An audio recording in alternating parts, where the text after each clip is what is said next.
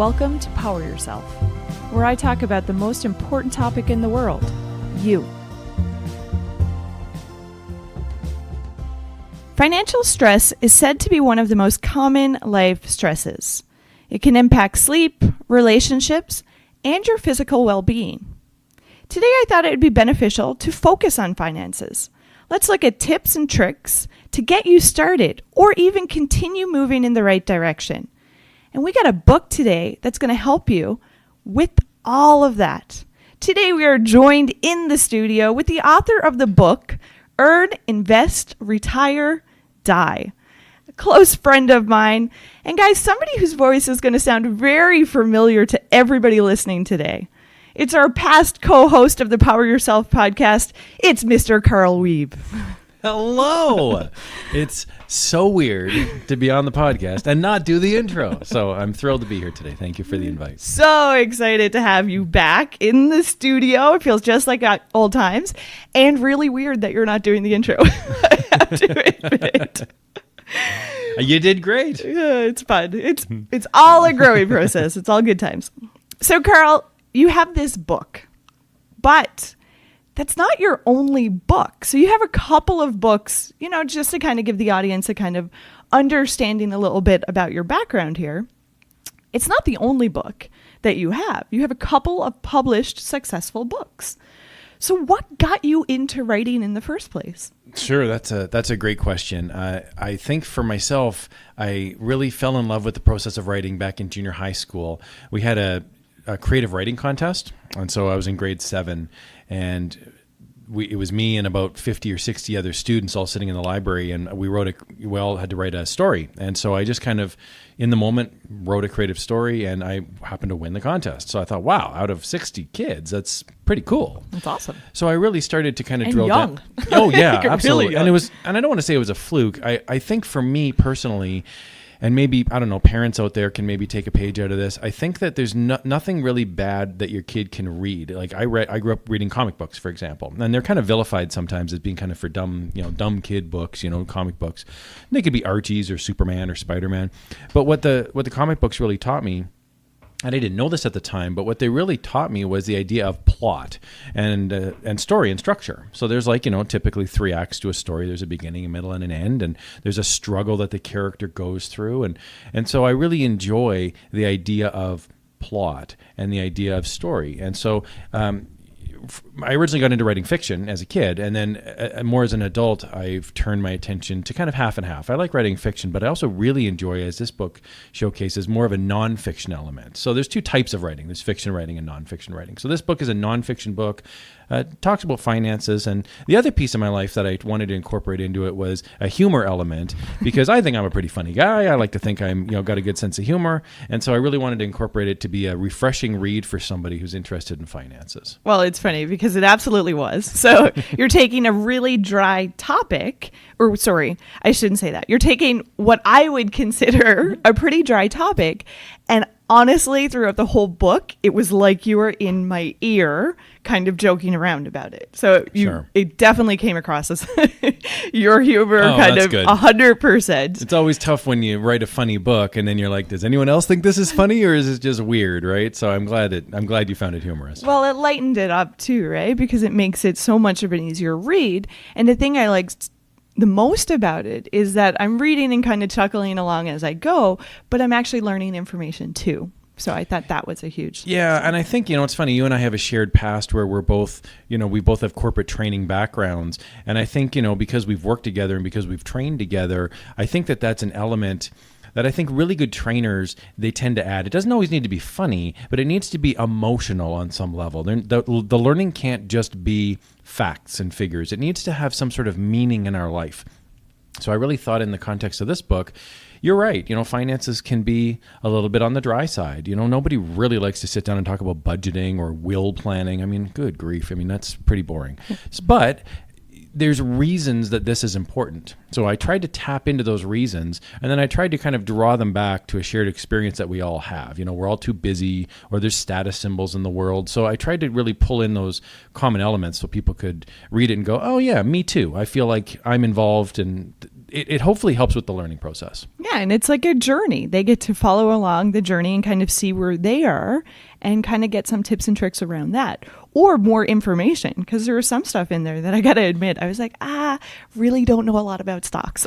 Exactly. And so I guess that's a great point you bring up. I think the idea of the book for me was not to be a comprehensive 800-page opus about, every possible financial situation, but it's more like if you were to run into me at, say, a cocktail party and you said, a bit about finances, and I had, say, 15 minutes to talk about some things. That's what this book was designed to sort of cover. So it's like a little introduction to those areas of your life. So if you're really interested in the way a mutual fund works, you can go research more about it. Or if you're really interested in real estate planning, you could go research more about it.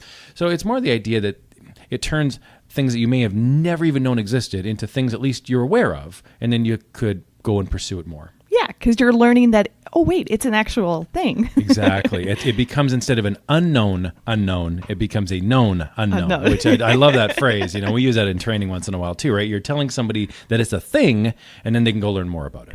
So it sounded like your goal was obviously to kind of just bring some light to the topic to everybody who's reading your book. So when you're researching, because I know we're obviously friends, so I know that doing a book is obviously going to entail some researching on your part to be able to write something like this. Not that I'm sure you didn't know the majority, but just to get all that extra polish. So I'm just wondering, when you were doing your research, was there some maybe interesting find that you were a little bit surprised about? Sure. That's a great question. So as an author, typically what I try to do is come at the subject from a somewhat unique point of view. So I think that's really important. If you're ever considering sitting down and writing a book, you want to have a unique point of view, one that's yours. So I thought, well, what's my unique point of view? Well, I'm not the world's richest man like Warren Buffett, or I'm not a news reporter or a financial advisor. So what I am is a guy who's got a sense of humor, and I'm like a journalist mentality where I can go seek to understand, and I can put those things together so I can write a humor book that has some investing advice in it. And I write right at the start of the book, I said, look, this is a humor book. This is not a hardcore investing book. It's designed for people to learn about the basics.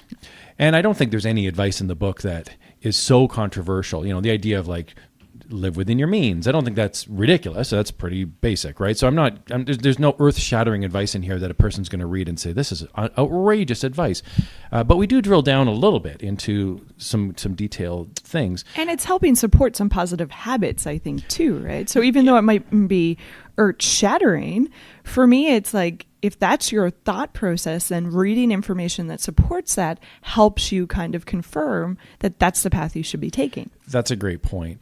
For me, the book really started when, over a course of a couple years, I would just talk to people. It could be coworkers, it could be family members who were asking about, well, what do I do with this money? Maybe they inherited a small sum, maybe they've got a lump sum that they've received from work, but they don't know what to do with it. And when I started talking to them about the options, they would say, well, how do you know this stuff? What's your background? And I just happened to really enjoy watching financial shows or watching a documentary about mutual funds. I know some people are going, oh my goodness, get a life, right? But there's other people that they really truly enjoy this area of the world. I happen to really enjoy it.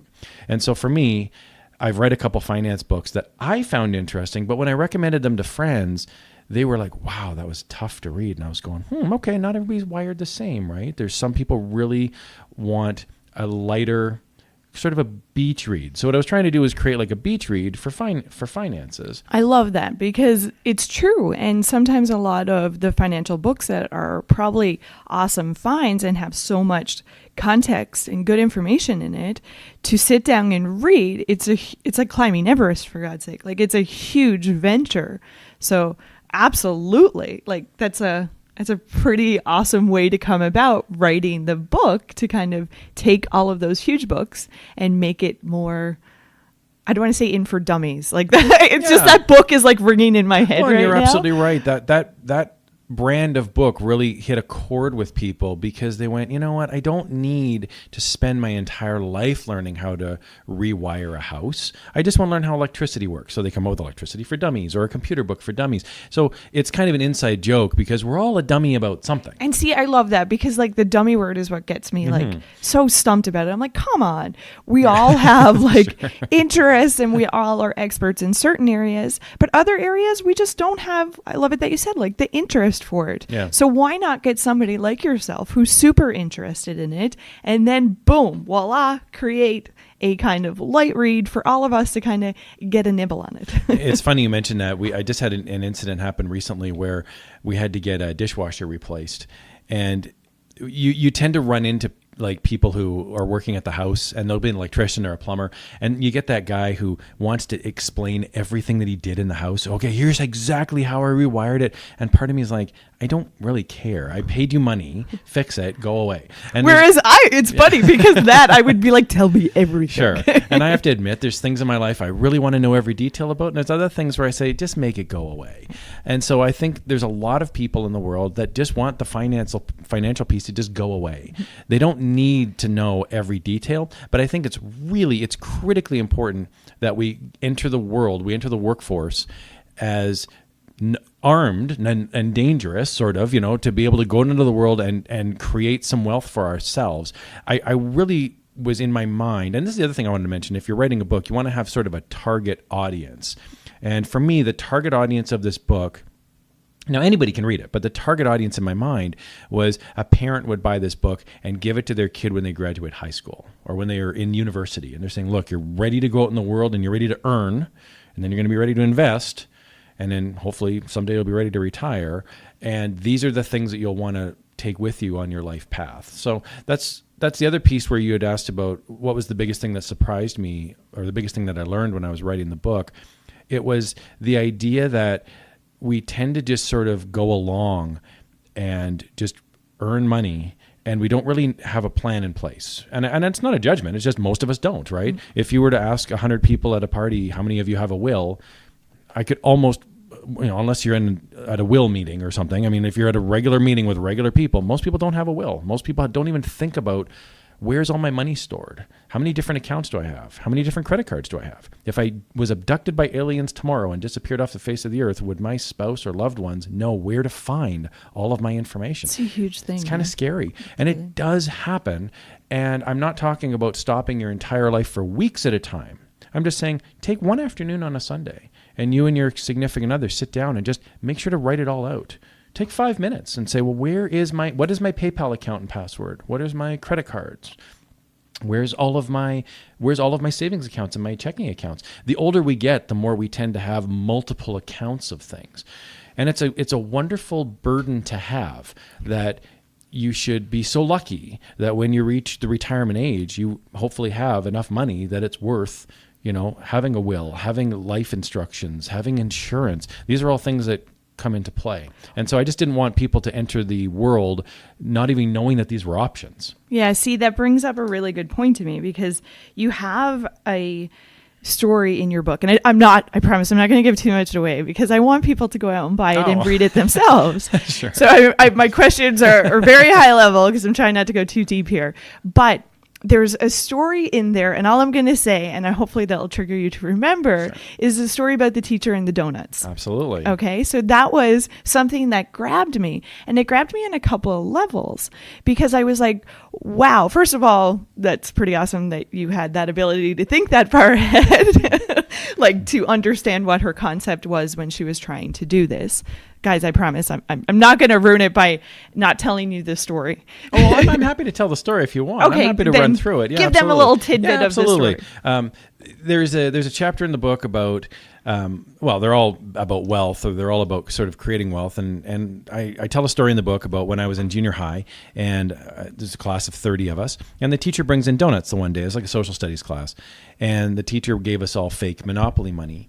I think it was $300 each. I don't remember the exact number, but I think it was $300 each. And anyway, there's 12 donuts, and we're all grouped off into teams. And the teacher says, okay, we're going to auction off these donuts. And so the first donut is up, and it's like some sprinkled donut. And somebody bets or wages, it's like an auction, and they throw out like a ridiculously high number. It was like $250 right out of the gates. It was a super high number. And I'm thinking, well, we only each have $300, right? Like our little teams, we had like 5 teams, I think it was, of $300.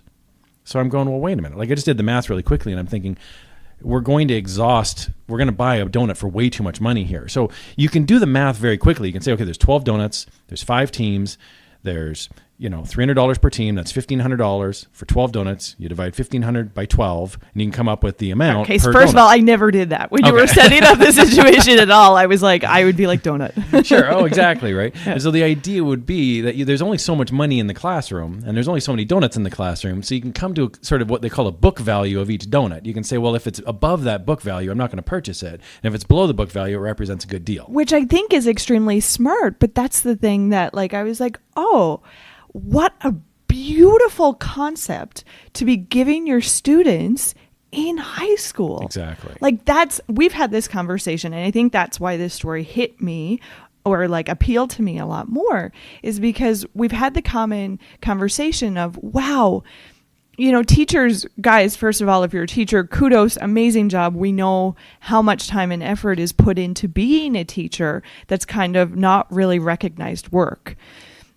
And I was wondering if there's a way, or maybe if we had this type of learning in school, because I always found my math class, no offense to my math teachers, thank them for really appreciative of them hanging on and teaching me what they needed to.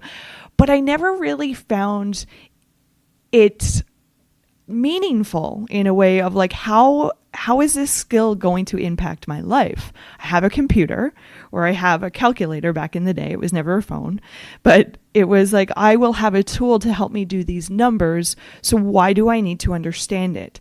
And that's why I like the idea of the teacher with the donuts, because she's trying to teach you the concept of supply and demand is what it came across Exactly. as. Yep, you got it. But she's doing it in a fun way. So to take that opportunity to kind of, and as a facilitator, it hit me too, because you're grabbing your audience, you're speaking that to them with donuts where they're listening, but you're teaching them a bigger concept. So I guess my question is, or my hope would be that, wow, wouldn't it be so impactful if we can bring more of these meaning, life tangible gifts to our youth in high school, where they can learn it and then go out and, like you mentioned, giving this book as a gift for somebody who graduated, well, giving them those tools to help them succeed after. Well, you're exactly right. I can't tell you the number of times in just talking about the book or just talking about financial things in life with people where people will say to me, I never learned that. I never knew. Where did you learn this? And, I'd like to say that I learned it in university. I have a background in business management, but to be honest with you, they talk very specifically about business. They don't necessarily talk about the idea of investing. They certainly don't talk about the idea of retirement and or passing away and having, legal documents surrounding your estate. Those are things that I don't know that anybody ever has learned in school. And that's the mind-blowing thing to me. That's a huge concept. Yeah. And even setting them up budgeting and thinking about your money and interest and stuff like that. Those are tools you will use on a daily basis once you start getting a job. That, wow, wouldn't it? I think we have an opportunity here to really prepare the future generations to succeed. You're absolutely right.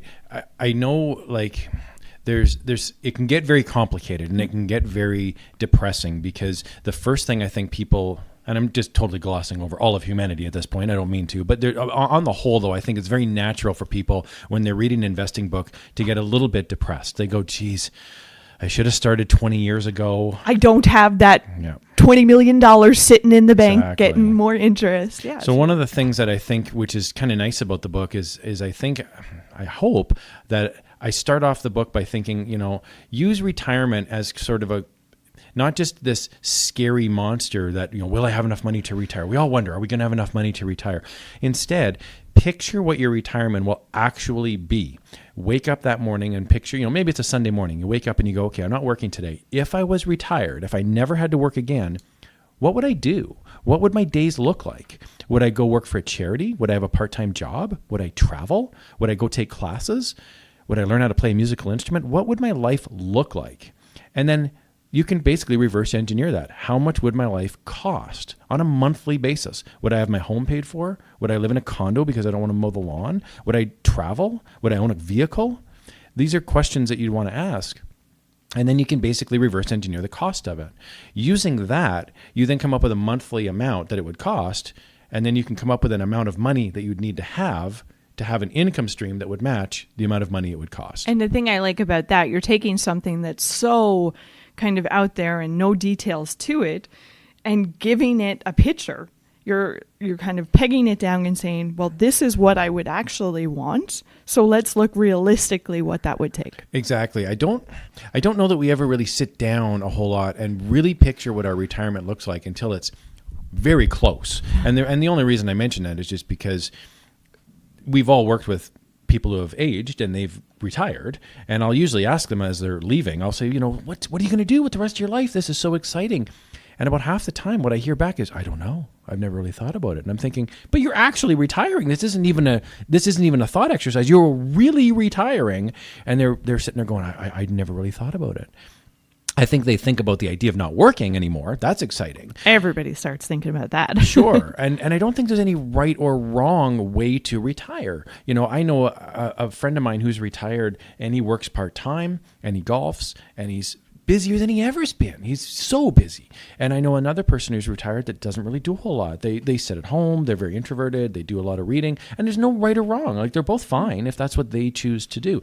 What's sad to me is if somebody wants to have that active lifestyle and they weren't given the skills or the opportunity, and now to me money equals freedom, and so they're going, wow, I'd really love to go travel, but I can't. I'd really love to go buy a new outfit, but I can't. And so that was one of the other things I really appreciated about your book, is it was never came across as shame. Oh, you didn't do this at a young age, so guess what? You're totally destined to not succeed here. I feel you spoke to people at different levels of their journey or different places in their journey. Oh, good. I'm glad that was your perception of it, because that was definitely the intention. That there's never going to be enough money for everyone to retire comfortably. Mentally, we'll always want a little bit more, and that's human nature, and that's totally fine. I know I have a friend of mine who's quite wealthy and retired, and I remember when he was retiring, I looked over his portfolio and I said, you're in great shape. And he says, really?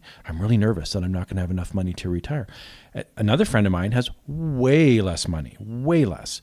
And they're not the least bit worried about it. They're going, it's all going to work out. And I'm going, ooh, this is the one person they maybe should be a little bit worried, right?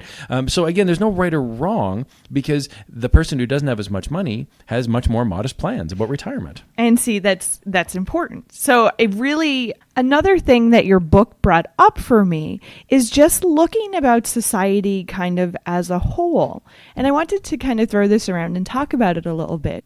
What's your specific thoughts on money being one of the main stress contributors in society today?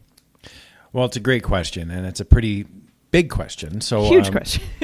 So I can definitely say that I think you have a view of money on an individual basis, and then you also have a view of money when you get into maybe a coupled relationship. And so I'll start with the coupled relationship piece.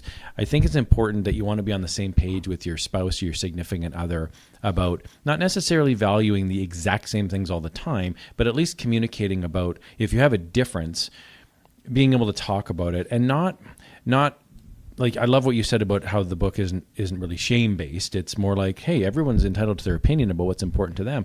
So, like, for myself, like, I have hobbies. I play the drums, or I collect vintage comic books or action figures or whatever people collect, and I don't. Like, I have a budgeted amount in my life for that, and I don't really answer to anyone else but myself for that money, which is great.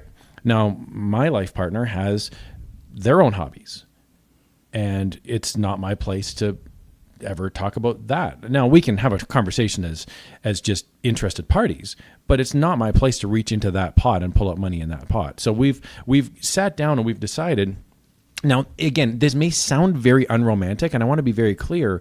To me personally, this is a very romantic thing to do, because you can remove this piece from your relationship and you can say, look, it's just never going to come up. I will say, like, my wife and myself, we don't really ever argue about money. It just never comes up, because what we have is predefined rules about the way our life works. And the money goes into the certain buckets to handle different things. And if we want something else that falls outside of the bucket, we make a plan and we come up with a plan together, and then we tackle that plan. So I'm not saying I've got it all figured out. I'm just saying I've done what works for me.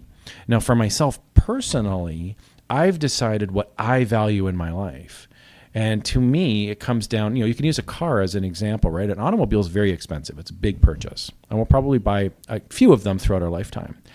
And it's tough, because you ask yourself, would you rather have the money or would you rather have the car? So it's the same thing if you're looking at, any purchase. Would you rather have a big screen TV or would you rather have the money? Would you rather have the drum set or would you rather have the money? So there's no right or wrong answer. If somebody really values the thing, I would just say make sure you really value it, and that you're not purchasing it just to impress your friends, or you're not just trying to gain status. Now, for fit in is always that's always what I see. Like, that's the pain point for money for me, or what I see in society, is that people are trying to, like, the term keeping up with the Joneses always rings in my head. So you might be like trying to seek that really big house or that nice fancy car so that you're shown as, oh, you're successful. It's really, really seductive to get pulled into that train of thought. And the reason I mention that is because there's just advertising everywhere. There's advertising on television, on the computer. And what happens is it becomes normalized in our society, so that it's odd if you don't play along. So, like, for example, other than my work phone, I do not have a cell phone. I just don't have one. And when I tell people this, they look at me literally like, what's the deal? They look at me like I have two heads. But I just don't want to pay the money to have a cell phone. I don't value buying a cell phone, and I don't value a cell phone plan enough to have a cell phone. I also don't like being tethered to the world, and I like disconnecting. But I'm just talking from a monetary perspective. So for me, I'm very comfortable with that decision. But there's other people that would not be. They would say, well, what are people going to think of me? I'm going to be embarrassed. I have to explain why. I have some friends in my life that really like explaining why they've made choices, whereas I'm more of the person who just says, I don't value it. And that's it. That's the end of the conversation. And I'm not saying I've got it all figured out, but that's what works for me, is to say, well, I really value this, or I really don't value this. I'll give you an example of something that, I collect comic books, for example. Well, some of them are absurdly expensive. And anybody else who collects a vintage collectible is nodding their head going, of course, that makes total sense that somebody would spend X amount of dollars on an Amazing Spider-Man comic book. It's an absurd amount of money. And if you're not into it, it looks literally crazy. But if you're into it, it looks totally normal. And, there's musicians who collect guitars, for example, thousands of dollars to collect a great guitar. And if you're a musician, you go, of course you would. It makes total sense. So there's no right or wrong, right? I think it's knowing what you value and what's important to you. And I think that means being comfortable with standing up for that in a way. Like, if not having a phone is a thing for you because it doesn't match up with your value system, I love it. Or if buying comic books that's your decision. And I think that's something as a society, we're not comfortable, or not everybody's comfortable with doing that. Not everybody's comfortable with saying, I don't value this, so I'm not putting the money in, versus I do value this. You're exactly right. I hear sometimes people will say things like, and I find this, I'll just use an example, like when I grew up, when I was a little kid, my parents didn't have a lot of money. But you don't know this when you're a kid. You don't realize that the reason you're not playing hockey is because your parents can't afford it. The reason you're not playing hockey is because your parents they're so excited for you to go play soccer. And you're going, oh, okay, well, you're a kid. You don't know any different, right? And, it's neat hearing parents talk now that there's ballet class, or there's hockey practice, or there's a band camp or something. And the parents sometimes will act like they're completely powerless. They just go, well, we have to pay for this. We have to do it. And I'm thinking, yeah, I mean, if you want to do it, that's great. But the idea that you have to do it, I would just encourage parents or yourself like any person to really look hard at where you're spending your money and ask yourself, are you valuing it? Because if the answer is no, then maybe, and I'd say maybe, I'm not saying definitely, but maybe you'd want to pull that back and say, maybe there's another thing we can do that will still satisfy that criteria that may not cost a lot of money. And I love that. It's even that alternative thinking that it's like, wait a second, or what I try to do, because I love it that you brought up about commercialism. Like it's huge and in your face and flashy and, oh, that means success. Like it's ingrained in us. So once you become aware and start fighting against that in your head, I'm just talking about internally right now, it's that conscious effort. You have to consciously choose, why am I purchasing this? Why do I want to purchase this? And I think it's about being aware and having the ability to talk it through without making that quick purchase. Yeah. And I think too, I think that's a great point. And I think there's another thing too I wanted to mention where I'm very fortunate in my life. I've surrounded myself with friends that they're not very judgy at all. So I have a friend of mine, for example, a really close friend of mine who drives a really old car, and he got it for a screaming deal. He bought it from a lady on a farm. She only ever drove it on Sundays to church, literally. I know it's always the joke. It's always the hope when you buy a second. He said, I can't believe this. I lucked out. My friend of mine recommended this. I went over, I checked it out. It's got really low miles, but it's a really old car. Drives beautifully. And he says, I'm going to drive this into the ground. Hopefully I'll have this car for another 10 years. Now it's already an old car. And he's just unapologetic about it. He's just like, I don't value cars enough to buy a brand new car. Now, I love the idea that he's not asking for anyone else's permission. He's just saying, this is my values. And as friends, my friends, we go, sounds great. Whereas there's another friend of mine, same circle of friends, he bought an Aston Martin. And he says, it's always been my dream to have a really high-end Aston Martin. I've saved my whole life. I've worked hard. I'm treating myself. James Bond is a hero of mine. I'm buying an Aston Martin. And again, same group of friends went, wonderful. And we can be happy for both. It's not, I would ask the listener, do you have friends in your life that when you are at work or maybe you're out in the world and you're having a lunch and they look at your lunch and they go, ugh, why would you ever eat that? And it's like, interesting little window into their soul a little bit to go, why are you judging me about what I'm eating? It's none of your business what I'm eating. Well, it's none of your business what car I'm driving. It's none of your business what kind of house I live in or what sort of hobbies I have or how I spend my money. So, I would hope that the goal would not just be a money issue, but the goal would be to surround yourself in life with people who really support you for you.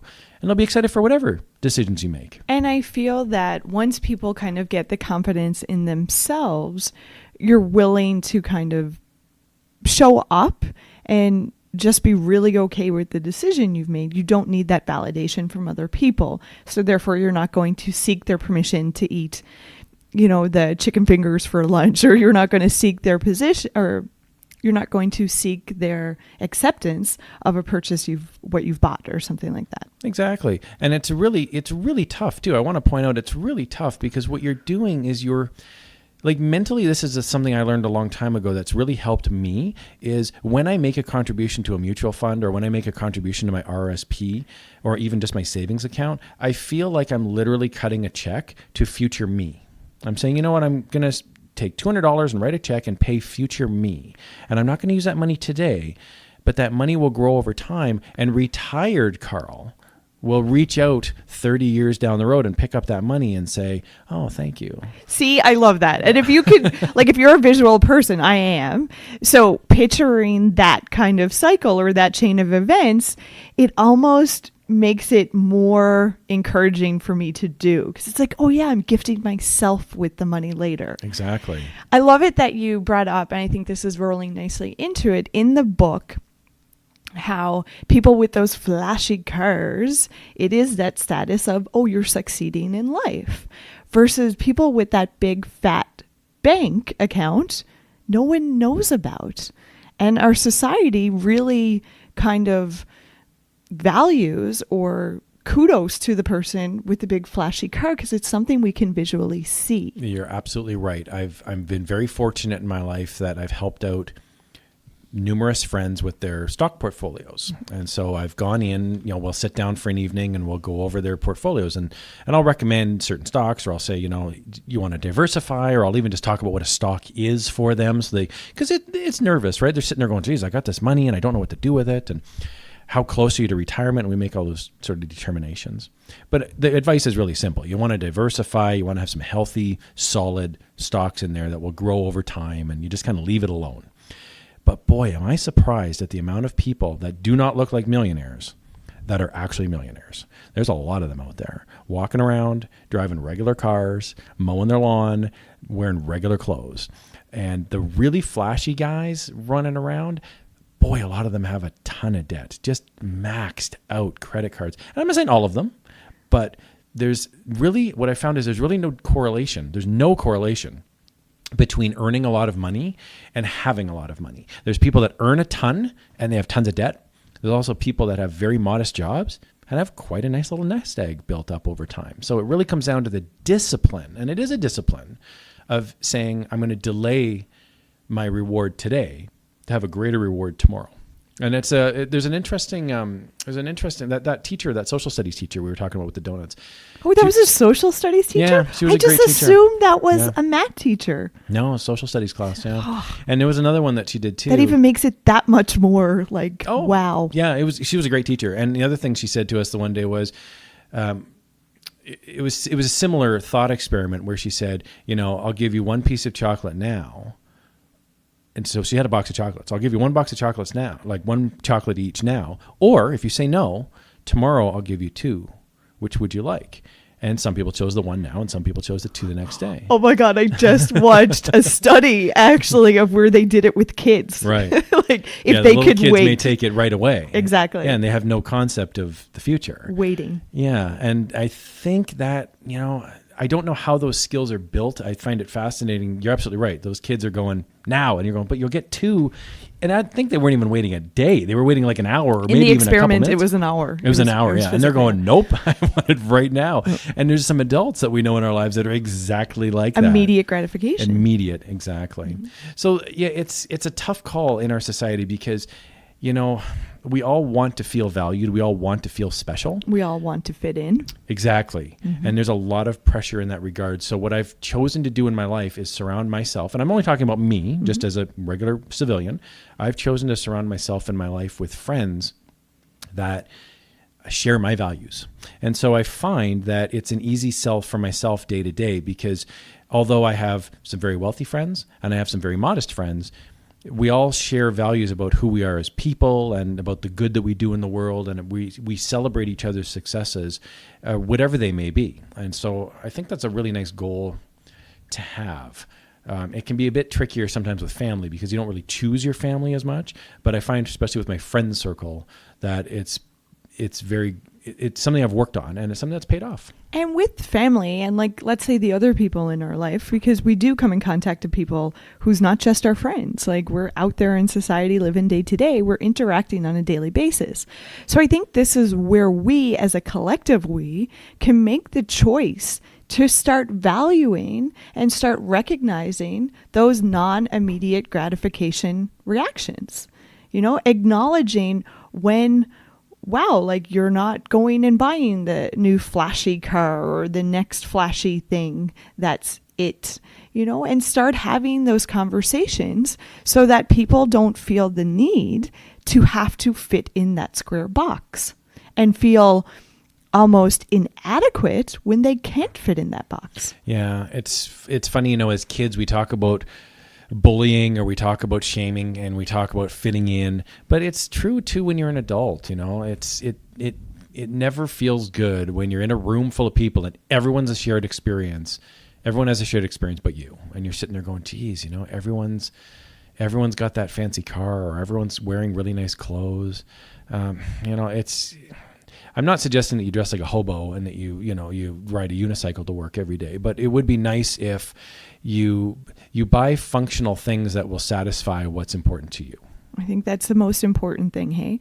Just being able to, first of all, look at your own value system and be strong with that and confident in that and make decisions based on that. Yeah, and there's another thing too, which is that if you really want something that is a bit frivolous, there's nothing wrong with that. I would just recommend make a plan. So for example, I really wanted to go on a holiday. Let's say I really want to go on a holiday. So, well, I can't afford it. What am I going to do? Well, maybe I cut the cable bill. Maybe I don't eat out as much. Maybe I make my meals at home.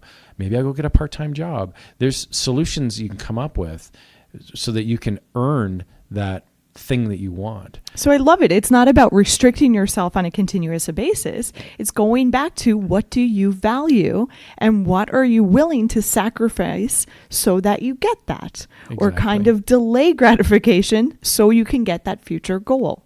And it feels great too. And I think it's important to note, like, as you get older and as you do this a few times, buying a trip that you can afford, or buying a car and you're paying cash for it, it's a great feeling. And it really reaffirms that you're right, that you're on the right path. It's going to feel good. It's going to feel empowering. So, I don't apologize, and I don't ever make excuses for people that have money. If they want a high-end piece of artwork, or if they want a nice fancy car, that's great. If they can afford it, that's wonderful. The danger comes in, I think, when they want the thing without ever having to sacrifice to get it. And I think there's some noble beauty in sacrificing. There's some noble beauty in picking up a part-time job and saying, I'm going to work a bit of extra time in order to get something extra in my life that I want. And even if it's just that you want to put away extra money, I have friends in my life that have said to me, I'm not putting enough savings away. What should I do? And it's like, well, the answer is, to me, very simple. You either make more money or you spend less money. Those are really the only two options. And you talk about that a lot. Yeah. And I really like that, because you talk about looking at how much is coming in versus how much is going out and ways to increase incoming if that's what's happening. Yeah. Or that's the kind of restriction here. Yeah, life is so stressful that if you can remove a piece of stress, and money is such a big piece of stress for some people, there's an amount in your mind, and it's different for every person. So I won't say what my amount is, but and it's up to every person to determine that amount. But there's a sleep at night amount. So whatever that amount is, that if you had that amount of money in your bank account, you'd sleep well at night. It may be a couple $1,000s, it may be $20,000, it may be $100,000. I don't know, whatever the amount is, right? But if you have that amount of money in your bank account, you go, you know what, I can sleep well tonight. I know that if my dishwasher breaks, or I lose my job, or there's a death in the family, I'll be okay.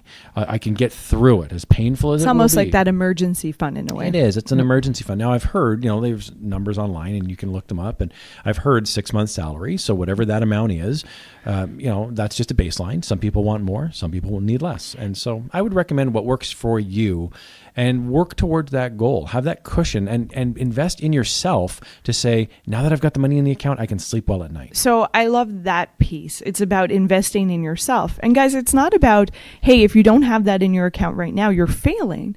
And that's what I liked about your book so much, is you can start anytime that you're becoming aware and starting to think about the future or realize it's a priority, you can start then.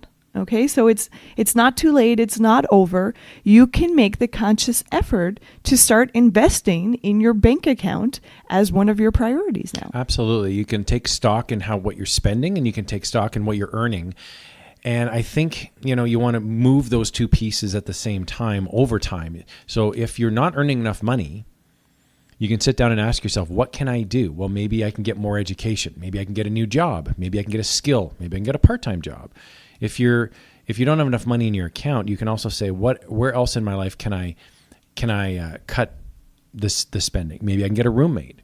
Maybe I can sell my car and buy a lesser car. Maybe I can, cut the cable bill, whatever it may be.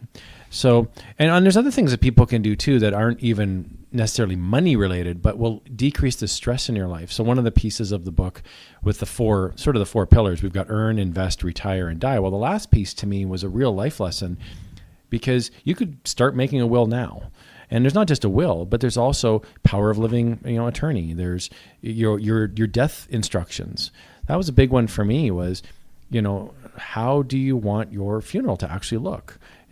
And I think, boy, if, you think about your loved one, and if you were to, unfortunately, if something were to happen and you were to disappear tomorrow, what a burden to place on your spouse or your loved ones or your mother or your sister or brother. And now they're going, oh man, what's the funeral look like? Where's all of the passwords? Where's and the having to usernames? make all of those big decisions when they're grieving, I think is a Exactly. huge thing. So although it might be, thought of as a morbid conversation, or people get really uncomfortable when you actually have these conversations. But I think, wow, wouldn't I rather have an hour worth of uncomfortableness than you having to deal with situations when I'm gone? Yeah, to me, I look at it as I went through something similar in my life where someone very close to me passed away and they did not have a will. And it was left to those of us remaining to basically make educated guesses. And that's all they were. And we're not going to fool ourselves. The best guess was still just a guess. And I thought, if this is me, it's a gift I'm going to leave my friends and family. It's something that I can do out of love to say to them, I've done all the heavy lifting. I took an afternoon, I sat down, I went through it all. And then, it's a couple $100 to go get it notarized by a lawyer. But, to me, it's an investment in the security of your life. You wouldn't drive around without insurance. You wouldn't own a huge house without insurance. Well, to me, this is like insurance for your family to say they're going to be looked after mentally. And, And that's a huge piece mentally. Mentally, yeah, exactly. To be able to say, you don't have to worry about this. Yeah. At least you know what I would want. At least you know what I have existing and where it is, as opposed to having to, as you're grieving, go through boxes of paperwork or trying to track down that missing account number or missing password, or better yet, having to go to the bank and explain to the bank the situation while you're still grieving the death of your loved one. Exactly. There's very little difference between someone who has almost no money and someone who is a multimillionaire. There's very little difference in the amount of work that has to happen when that person passes away. You take the poorest person and the richest person, and when they pass away, there's still going to be a funeral. There's still going to be things in their life that are going to be handed off to loved ones. You think about, your dresser drawer in your bedroom might have a necklace from a loved one in it. Well, who's going to get that? Who's going to get Nana's ring or the wedding dress that's been sitting in the closet? These aren't these don't have huge monetary values, but they're important to someone. It could be a cousin. There could be a friend. There could be a collectible in your life that you go, I really want so-and-so to have this. It's important to write that down somewhere. So, and there's things like even like air miles, for example, something as mundane as air miles. Well, some people go on trips every year on air miles. That's worth thousands of dollars. Well, if you pass away and you've got 40 million bazillion air miles, however many an air mile is, what happens to this air mile? If you write it down, you can make an arrangement and you can say, well, it may not be a lot of money, but it's less stress for people. And it doesn't mean that you have to sit down and figure it all out.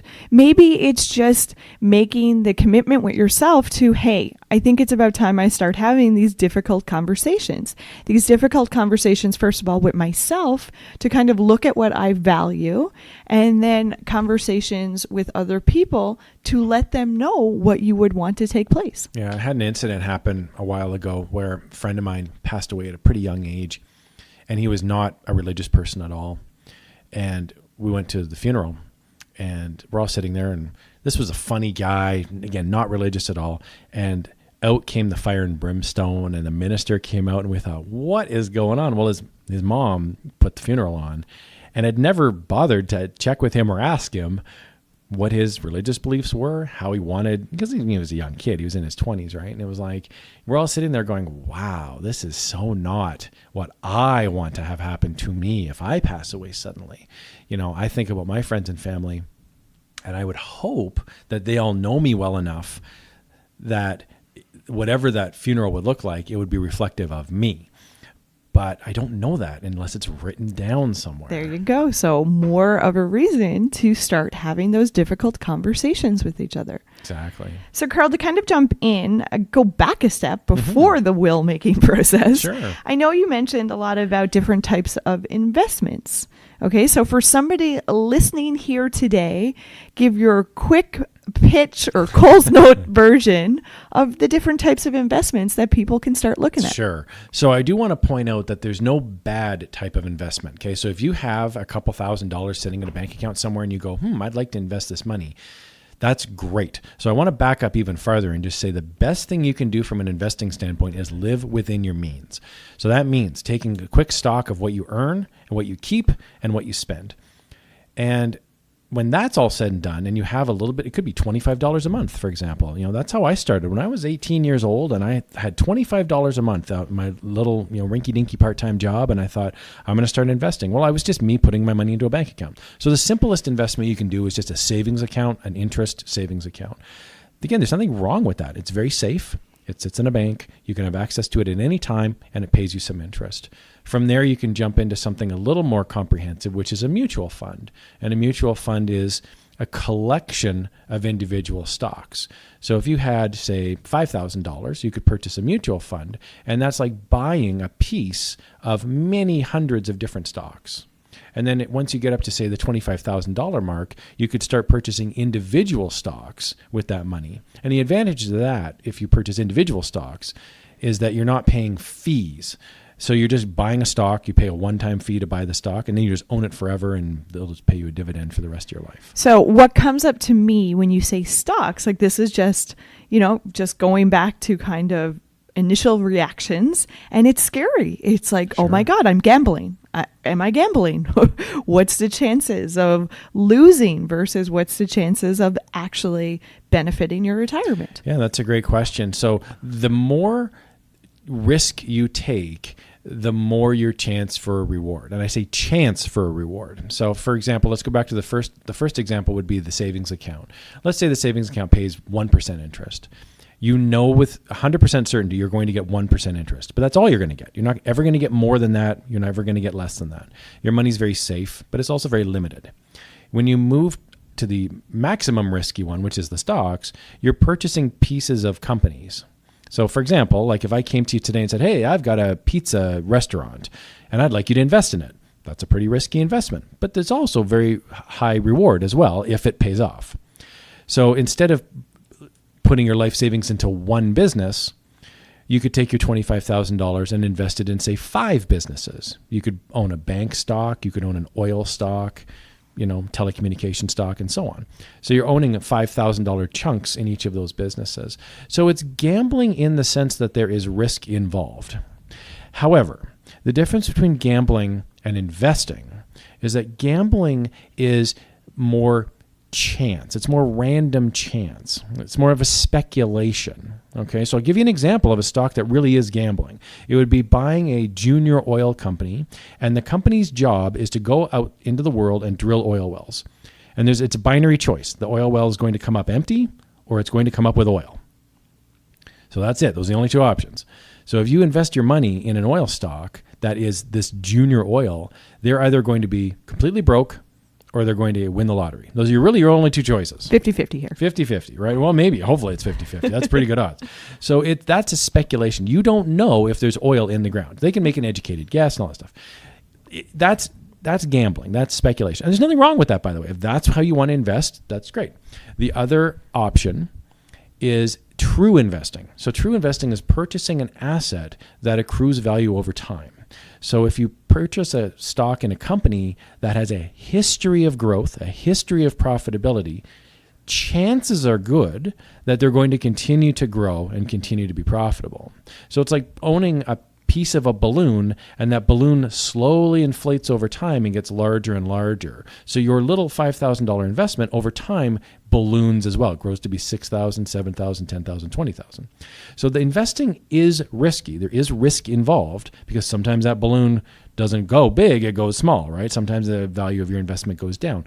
But you would hope that over the long term, the value of the business would continue to increase. And as such, your investment would continue to increase as well. So I think something for me, because I was uncomfortable with it. And like I said, I told you my first reaction was like, danger, gambling. Totally. So I seeked help. So I actually went to, sit down and look or talk with my bank and kind of look at my options to educate myself more around the different types of investing and the kind of what suits me best if I don't want to really go too risky. Exactly. And so there's an investment vehicle for people who are risk adverse or people who are very risk tolerant. So you strike me as, just based on our quick conversation here, as someone who's a little leaning towards the risk adverse side. And again, there's nothing wrong with that. So to me, there are vehicles in place to help satisfy that investing style. So I would recommend something like, say, a mutual fund, for example. So you're right. If you owned 300 different stocks, chances are very high that one of them is going to be a complete loser. Chances are very good that one of them is going to be a huge winner, but you don't know which one of the 300 will be the big winner and the big loser. So just buy all 300. And overall, the portfolio will grow over time. And the reason it grows over time, this is a common question I get too, is, well, how do you know the portfolio is going to grow over time? And the idea is that on the whole, over the last 100 years, economies in general grow over time. So the Canadian economy has grown over time. We have more people, more jobs, more money, businesses tend to grow. And as such, the stock market value tends to increase. So you're playing a long, very diversified Las Vegas gambling game. So like it would be like it'd be like rolling the dice, right? If you have 2 dice in your hand, so you have a 1 to 12 probability, and I say you're going to roll the dice. If it comes up 12, you're a winner. If it comes up any other number, you're going to be a loser. You probably wouldn't take that bet because you'd have an 11 out of 12 chance of losing. But if I said to you, you're going to roll that dice 10,000 times, and if it comes up once as a 12, you're a winner. Any other number, you're going to be a loser. So you'd probably take that bet because you have 10,000 chances to get 112. So chances are you'd risk everything you own because you know with pretty much a mathematical certainty it's going to come up as 12 at least once. And that's all you need. So you can play these probability games in your mind. So you can ask yourself, a company like Apple, are they going to continue to be profitable in the future? Are they going to continue to grow? Well, that's where you do a little bit of research. And if you're not into that research, then you can just buy a mutual fund. You can say, I'll buy Apple and 299 other companies. And I think the important thing, because we mentioned earlier how this is some people's piece of pie, and this is other people's really not. Totally. So it's okay to reach out and ask for that help. There's no shame in getting information from people. There are people like yourself that really enjoy this aspect of life. So why not reach out and get some help so that you can become more informed and make the best decision for you and where you are in the moment? Exactly. The way I look at buying stocks for myself is I purchase them with the goal of never selling them. So like a typical dividend on a company would be 4%. So let's say you buy Royal Bank, for example. Royal Bank is a solid Canadian bank that's been around forever. They're profitable and they grow. Okay. So it's a very safe investment. It's in many core holdings that Canadians own. It pays about a 4% dividend. So if you purchased the stock, for every dollar you buy of stock, you're going to get back every year 4 cents. They're going to pay you a dividend. And it's off of their profits. They just pay you back a little bit of saying, thank you for owning the stock, and here's a little dividend payment. Well, if you never sell the stock, you're just going to get 4% for the rest of your life. So it doesn't really matter once you purchase the stock if the stock price goes up or the stock price goes down. As long as they pay you the 4% dividend, you're purchasing the equivalent of a job. So a very easy calculation you can do if you're looking to retire is you can ask yourself, how much money do I need every month? So let's say let's even go as far as a year. Let's say I needed $40,000 a year to live my life, okay, which is kind of standard, average, salary that a Canadian might have when they're retired, $40,000 a year. Well, using the 4% model, you'd need $1 million in the bank, so that 4% of that would be $40,000. So that's where that $1 million kind of comes from. You might hear that bandied about. People say, oh, I need $1 million to retire. The $1 million comes from 4% gives you $40,000 of income. Now, people, when they hear this, they go, well, I don't have $1 million in the bank. Now I'm going to be living penniless and homeless under a bridge somewhere. But that's not true because Canadians have a pension plan, the CPP, the Canada Pension Plan, and they also have what they call OAS, which is Old Age Security, and that kicks in at 65 as well. So there's government pieces in place to pay you an income.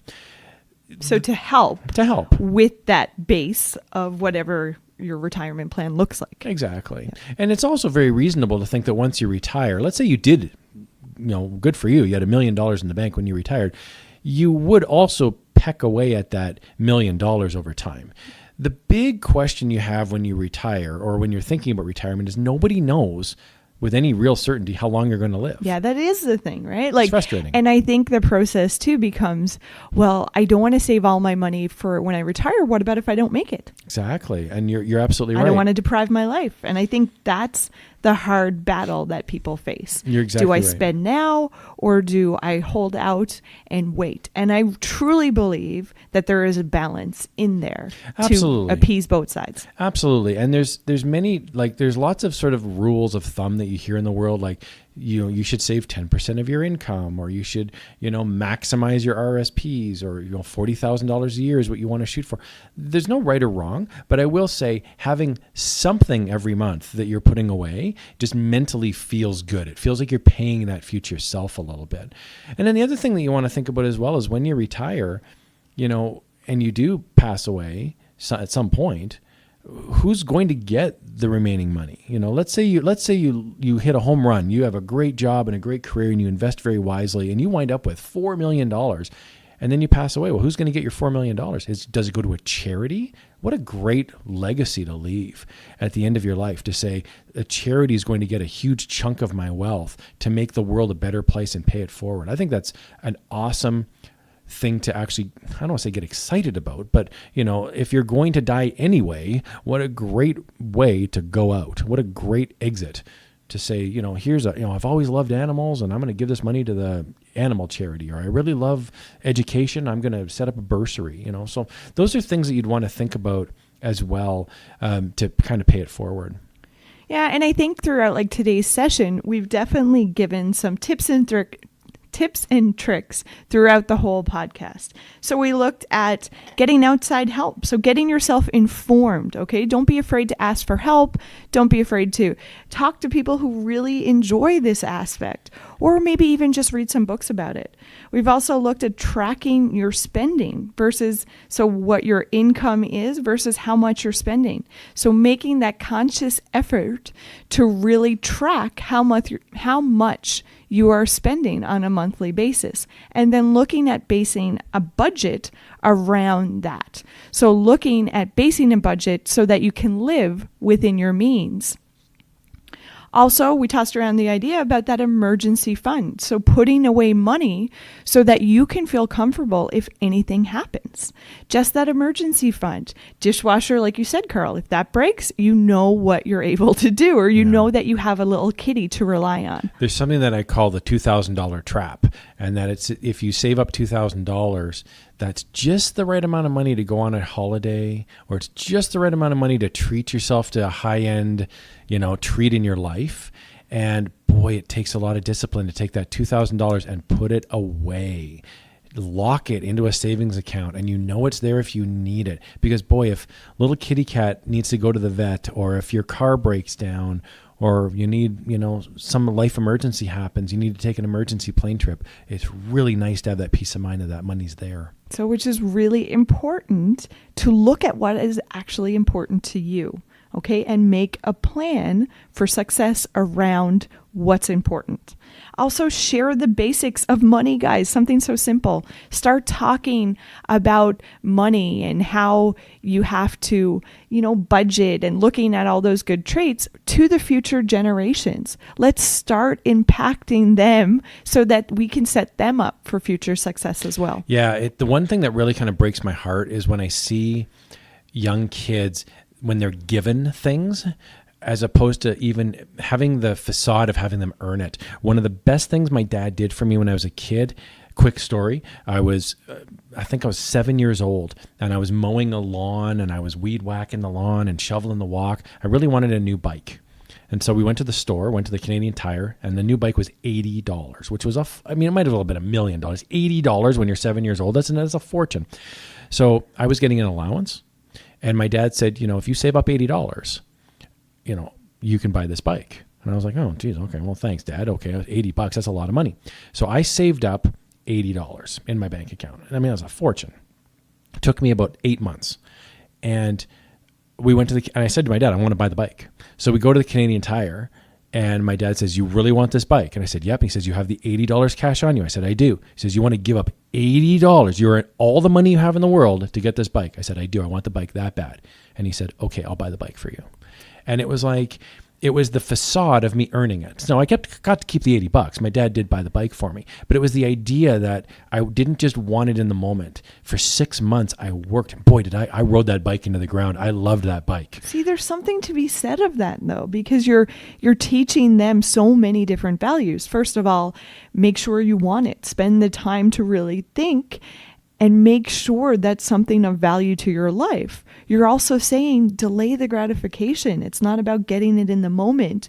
It's about that feeling too of being able to get it once you've earned it. Yeah, it's so much more powerful. I think, if you could win the lottery tomorrow, win $1 million, or if you could earn $1 million, I would rather earn the $1 million. Well, because then you know you can continuously get the $1 million too, right? Yeah. It's such a rewarding feeling because you've provided value in the world worth $1 million. Yeah, so many little pieces. And then also, guys, just start talking about money. Start making it more of a conversation so that it's not this big awkward thing. We talked about setting up a will. Share your kind of ideas and values of what you want that to look like with your loved ones. Maybe start there. And then maybe the next step is, like you said, Karl, going and bringing your will and getting it notarized. Yeah, at the end of the day, you want to have documents in place so that your stress is lowered. Money does not need to be a negative. I don't look at money in my life as a negative. I'm excited when I get to contribute every month to my RSP. And I get excited when I go out and I treat myself. There's both positives in my life. Even though one is spending money and one is investing money, money to me is not a negative. Money represents to me opportunities to make my life better. And Karl, I just want to say a huge thank you. Your book of Earn, Invest, Retire, Die, that's what sparked this conversation today. That's what sparked me wanting to be like, hey, money is a huge stressor. Let's start talking about it. And your book helps share the information so that people can take the steps to set up what's right for them. Well, I really appreciate the opportunity. You had asked earlier about how the book kind of came to be. And me and my wife and a friend of mine were driving. We're on a long road trip. And the friend was asking me questions about money. And me being in a road trip and I'm driving and we're joking around and we're all kind of being clowns in the car. And so I'm talking about money, but we're doing it in the context of us being jokey clowns. And that's when my wife said, that's the book. And I was like, oh. And it was like a light bulb went off and it was like, that's the book. The book is funny, it's light, it's not meant to be a heavy read, but it just opens up the idea that there's a huge financial world out there to learn about, and it can be a fun way to learn about it. Well, you definitely did that. I swear your voice, it felt like you were reading it to me. It really had that funny kind of banter dialogue going back and forth. I appreciate that. Thank you. So guys, I'm going to have this posted on the Facebook page for you. So it's Earn, Invest, Retire, Die by Mr. Karl Wiebe. Well, thank you for the opportunity, and I wish you all the best in this podcast. I love this podcast. I think you're doing a great service, and I'm happy to be a part of it. We will definitely get you back because we know that you have a couple of more books out there. So thank you so much, Karl, for coming into the studio today. Really appreciate it. And I'm really hopeful that all of our listeners got something to take away to kind of help them start working towards their goals and what they value around their money in their life. So guys, that's a wrap on another episode of Power Yourself. As always, thanks for everybody for tuning in and taking the time to listen to the episode. Please take a minute to leave a review. We have a Facebook site and iTunes as well. We would absolutely love to hear from you. And guys, the most important thing, just don't forget in the midst of your day to make that conscious effort to power yourself.